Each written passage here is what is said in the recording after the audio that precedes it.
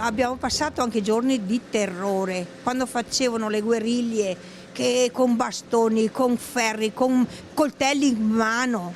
Abbiamo passato veramente terrore.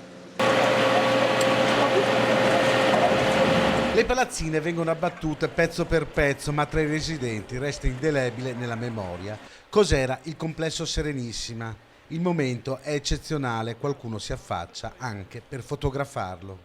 Qui all'inizio c'erano studenti, poi sono arrivati i neri e marocchini, spaccio di droga, pallottole che volavano qua di sera. Dopo le 9 di sera non si poteva più uscire. È partita la demolizione della seconda palazzina, quella che confina con via De Besi, dove più di 10 anni fa fu costruita la recinzione, poi nota come muro di Vianelli.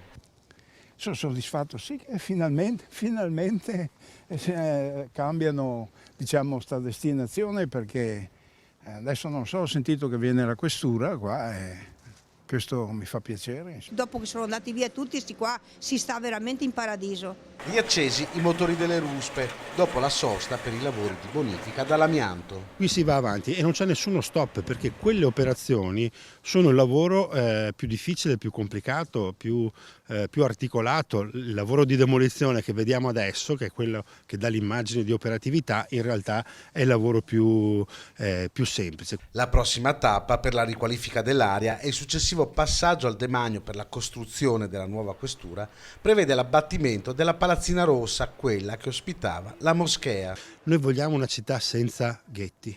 Quello che è successo in Vianelli ci deve insegnare che non si deve più ripetere. Il fatto che qui si collocherà una grande funzione, la questura di Padova, significa che il quartiere della Stanga e tutto il quadrante est, i quartieri intorno, Mortise, San Lazzaro, vivranno di una grande centralità. Tra i residenti c'è la speranza di vedere finalmente abbattuto quello che per anni è stato un nemico. A noi non interessa il tempo che ci vorrà per buttare giù Vianelli, a noi interessa che Vianelli venga demolita.